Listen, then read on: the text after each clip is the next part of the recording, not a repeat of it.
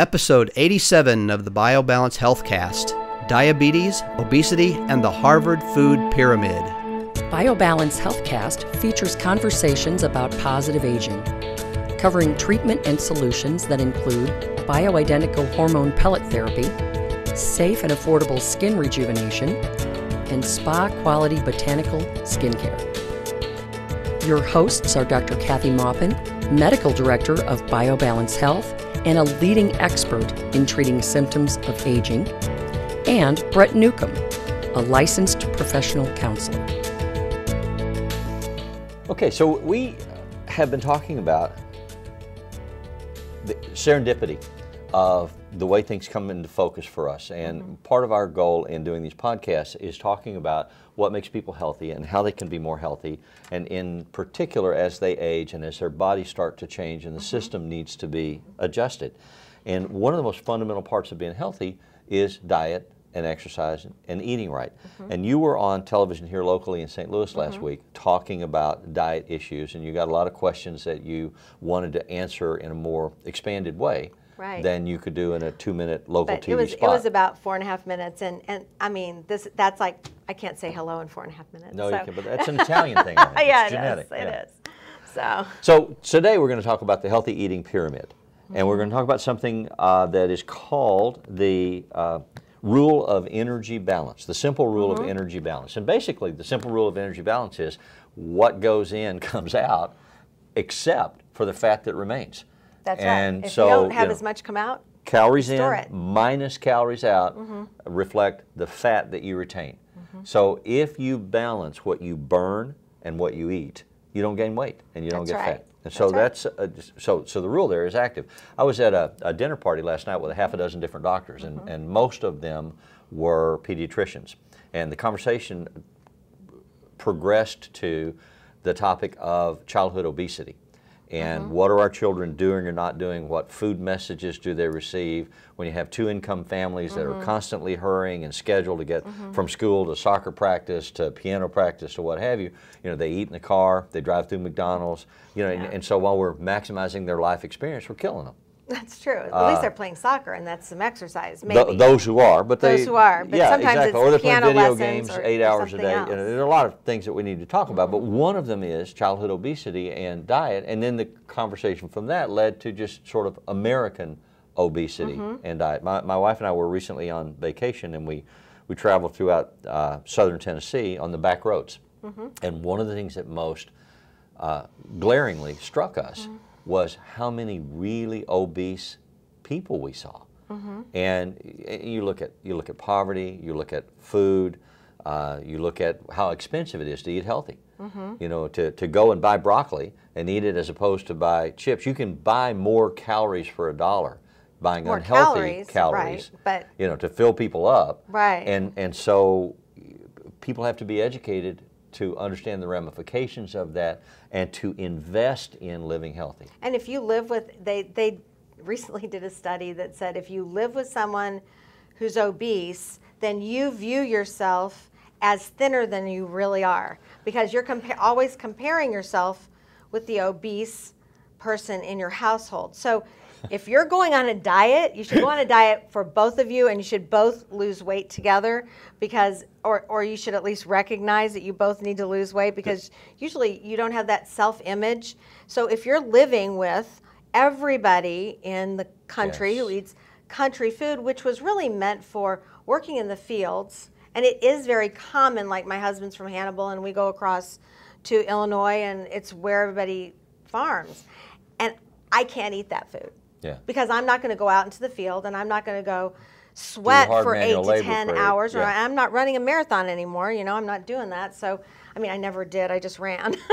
But I'm not going to do that kind of exercise to burn those kind of calories, because it's always lard or really heavy fats.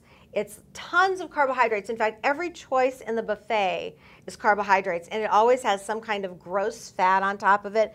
Even the salads have disgusting salad dressing. And I can't eat it, so I eat like a little bit of mashed potatoes and maybe a chicken, and I pull off the skin, and everybody thinks I'm really nuts or I'm anorexic. But everybody's this big because They learn to eat that way, but they are no longer out in the fields manually doing things. They are on a tractor, or not that that's not hard, and I am not. I mean, farmers have the worst and hardest job in the world, but they still eat like they're out, you know, shoveling all day or doing some kind of manual labor. And as we get fatter, we burn fewer calories. So the more insulation you have, the slower your body is to burn a calorie, because basically your fat doesn't metabolize calories, muscle does. We went to a restaurant in one of these little southern towns, and the options were you pick your protein, and then you pick 3 vegetables from a list of 5, 6. Only one of those was green.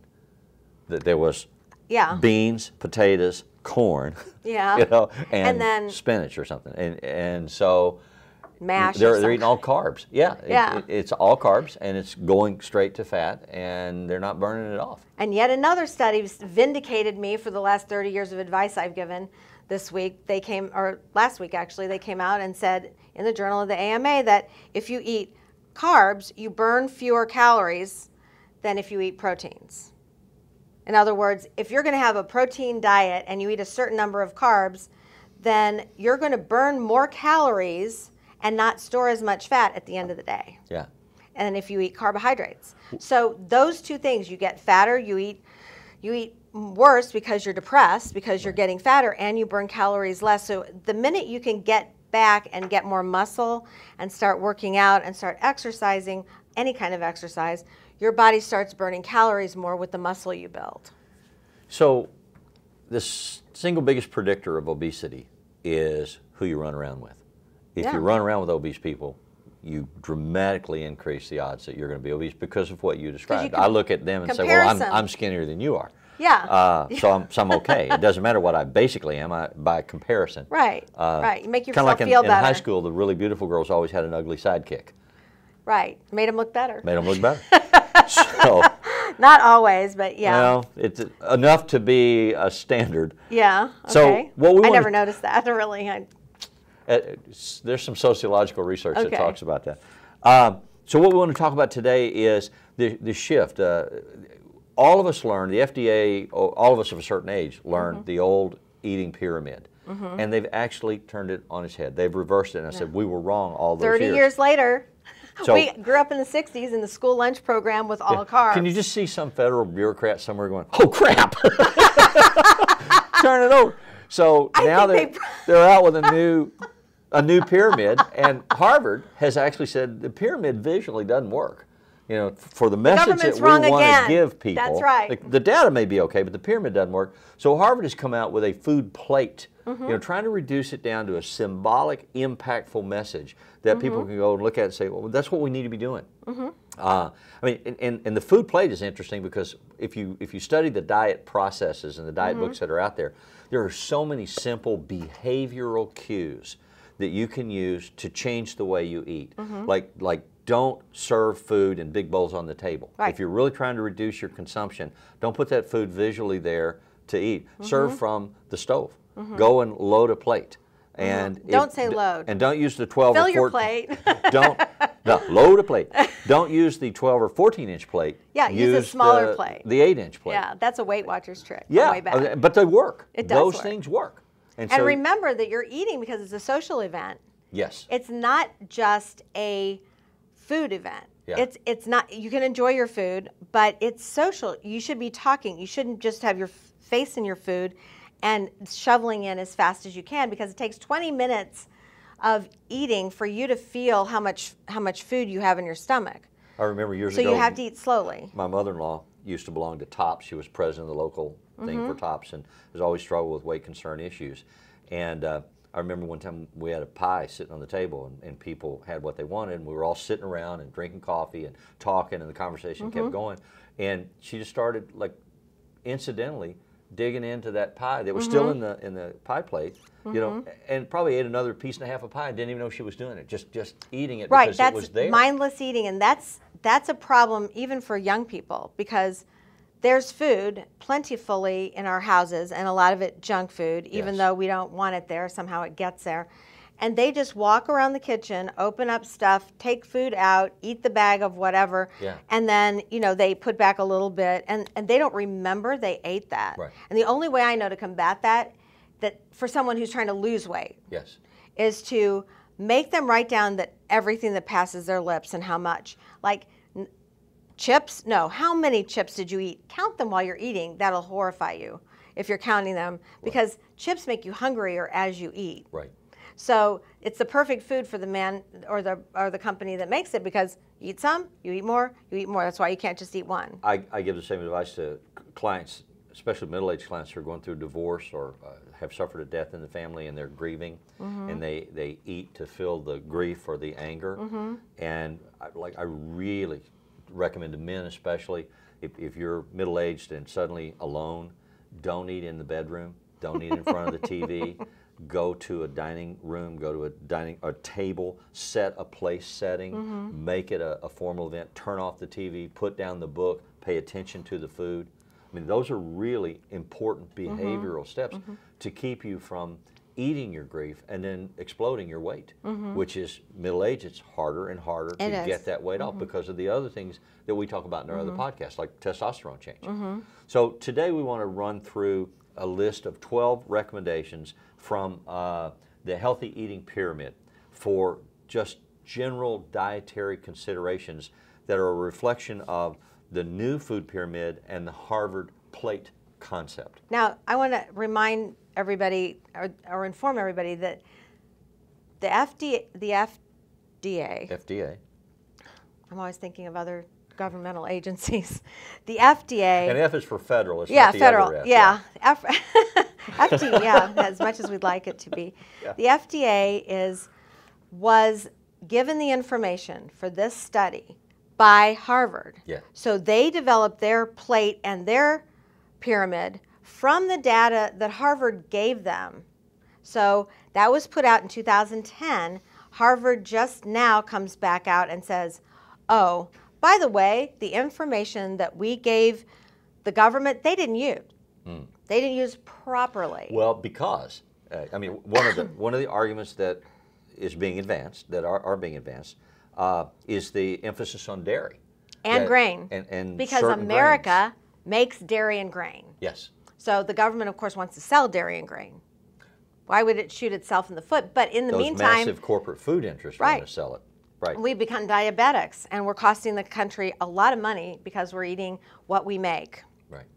And probably should be sending it. We should have more truck farms. Corn and fructose, corn syrup, and it's in everything. Yeah, it's in almost everything unless it's fresh. But Harvard came back and said, okay, we can't take this anymore. Basically, the government took our information, they made it look different than what we said. And here's our read on it. And their read is much more like what I've watched through the years work.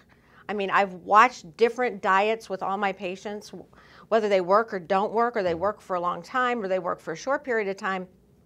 And this plate puts grains and carbohydrates very low on the percentage of what you should eat. And that's what works to keep you healthy. Well, and Kathy and I are not absolutist. We're not saying if you do this one thing, it's a universal panacea for everybody. Right.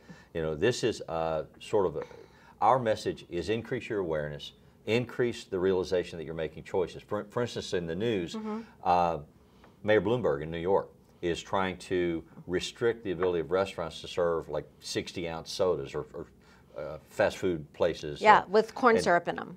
And the push against that is, well, the government can't tell us what to do. If I want to smoke a cigarette or drink alcohol or drink 60 ounces. And so Bloomberg's answer is, I'm not telling you not to drink that. I'm saying I want you to be conscious and aware. So I'm saying you have to get it in 12-ounce increments.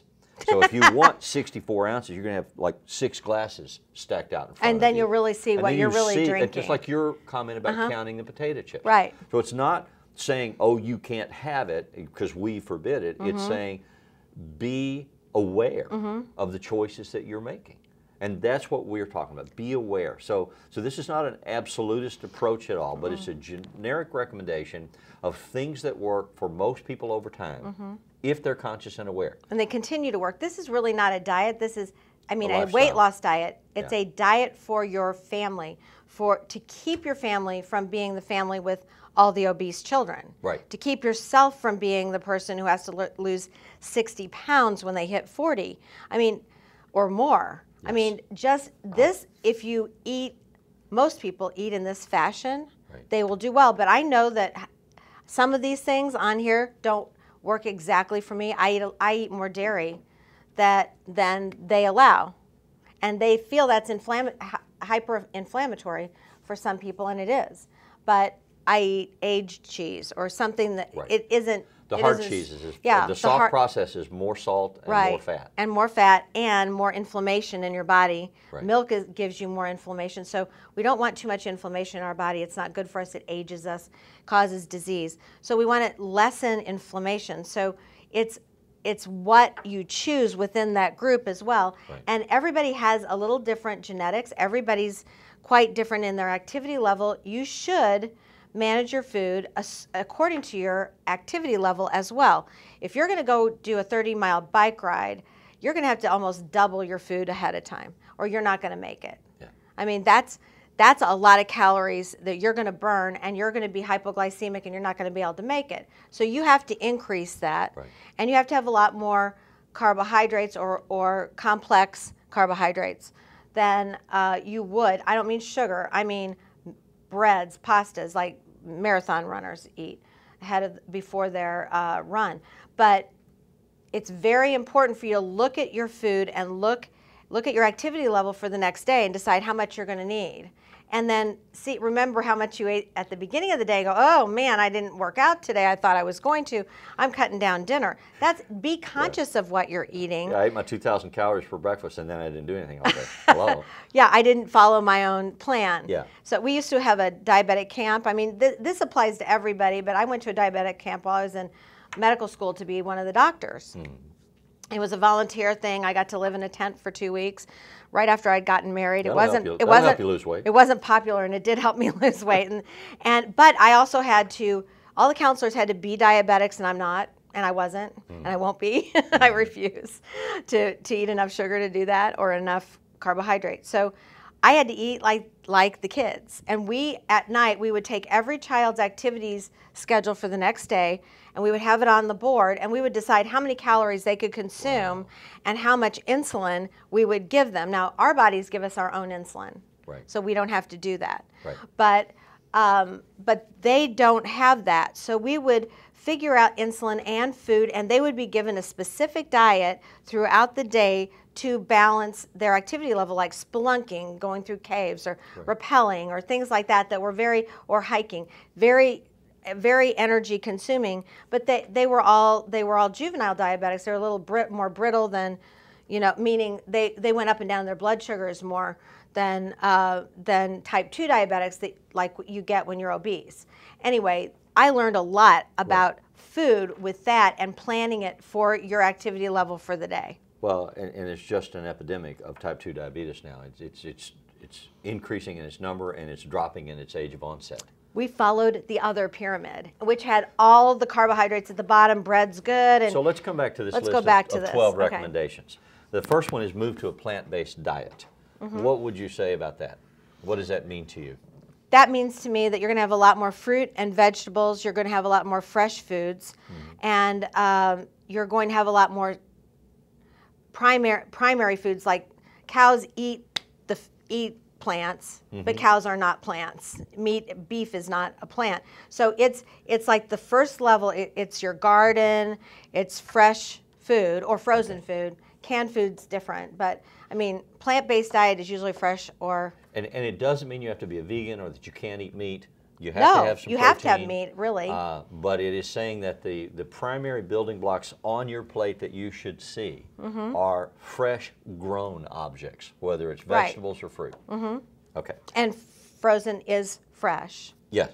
So you can have it in your freezer, so you don't have to go to the store every 5 minutes. So. The second recommendation is to choose fish at least twice a week. Right. And that's an excellent recommendation because there are many things in fish you can't get from red meat or chicken. And I have patients that only eat chicken all week.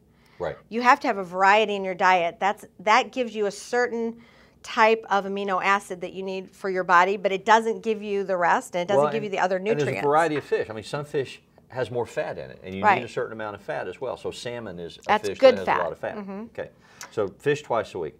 Not all proteins are equally healthy. So That's true. Well, that means that you can have a lean steak, okay, or you can have beans, but they have carbohydrate in them too. So you have to count the carbohydrate in the beans as part of your plate. Fish is different than meat, but if you have all of those are considered good and not processed. Processed meats like bologna and bacon Bacon's deadly. are not equal to these other meats like chicken, fish, and eggs. I put into meat, but they put into milk. But I mean, eggs are fine. But all of the things that are simple, fresh meats, nothing's done to them except they're butchered. Those are, or they're taken off the fish or cut up with the fish. I don't know what you call cutting up fish. So, so that's fresh. All of the stuff that goes through the process that we used to put on our sandwiches as kids, like bologna and bacon, Bologna lettuce, and and tomato, mayonnaise and mayonnaise. and cheese and sausage, Velveeta. Yeah, just shoot me. But I remember I had a friend who was just as round as a little. She was so round she ate mayonnaise sandwiches every day. I'm like, that is just not what you should eat with white, especially not with white bread. It's all of the food science that's gone into the foretaste centers on the tongue, and so you ingest those foods because, like chips and mayonnaise, because they taste good, and it's that salt and sugar combination. And they really have done an enormous amount of study to find a way to get that, so that you crave it and you're addicted to it and you eat it and same with and soda. Yeah, same with sodas, exactly. The recommendations that we generally are too lax in our considerations on refined grains. That we say, oh, eat a lot of grains, and people don't eat the kind of grains that they should, like white rice, white bread. Those kind of things are things we should stay away from. Or even really smooth brown bread. That's still refined. When you bake with white flour usually. I mean, whole wheat flour is better. It's still not crunchy. I always say it's better if it's crunchy because it takes you a longer time to get that food into your system. But really, all carbohydrates turn to sugar immediately. Right. And if it's crunchy, or if you have to metabolize it a little longer, the sugar doesn't go in so fast. I remember one of my college professors told me white flour is white because they bleached it. They bleached it, they bleached all the pounded it, they nutrients out of refined it, and they took the husks off the wheat. So that makes it less. It doesn't give you any value. So you need to find bread that's crunchy, or at least a crunchy crust and has like things in it. And that goes the same for. And I mean, you don't need chips. Chips are not in this plate. They're not a food found They're in not, nature. and sugar is not in that plate either. There is no place for sugar in this plate. Sugar used to be something we had as a real treat. We'd have a tiny little bit, and now it's in everything. It's in everything. And that's a good reason why we're fat. And Yes. Well, and not just fat, but diabetic. Right. And that'll kill you. It does. It'll cripple you and then kill you. They don't say that you shouldn't eat or that you can't eat red meats, but you need to be conscious about the amount and kind of red meat that you eat, and you should stay away from processed meats. Right. That was the Generally. bologna and the bacon. Be careful about the consumption of dairy. Dairy, again, the food pyramid shows it. Part of the dialogue says it shows it because the Dairy Council promotes it. But it's also reasonable. for vitamin D, and it's also for. That's the biggest. It's a food. It's not a drink. Yeah. I mean, everyone acts like, oh yeah, I drink milk. I said, well, you just ate milk because it's really a food. So you have to drink water too. Okay. And water's their primary recommendation drink. for what you drink with a meal. Right. Drink water and drink 8 glasses of water a day. I mean, most people have heard that all their lives, but one of the ways, and they say, well, I can't do that. Well, one way to do it is drink water with your meals. Water, coffee, tea. Those are the recommendations. And be careful about coffee and tea in terms of caffeine consumption. So mostly clear water, and when it gets hotter, like if it's 100, you need more. Instead of 6 or 8 glasses of water, you may need 10 glasses of water to just metabolize your food. So then, talking about the Harvard plate, they say fill half of your plate, and you'll see this on screen. Fill half of your plate with vegetables and fruits. Fill a quarter of your plate with whole grains. whole grains, not just any grain. And then pick a healthy source of protein to fill another quarter of your plate. Drink water and tea. And so that's it. So if visually, if you can see, do I have like bok choy or kale or spinach or something green, half the plate, protein, a quarter of the plate, fruit, another quarter of the plate. I'm eating pretty healthy. The calorie count is going to be within the range that I need it to be. And then the last of the recommendations is if you eat all of this the way that you should eat all of this, the other recommendation is you've got to stay active. You've got to be moving. You've got to be physical.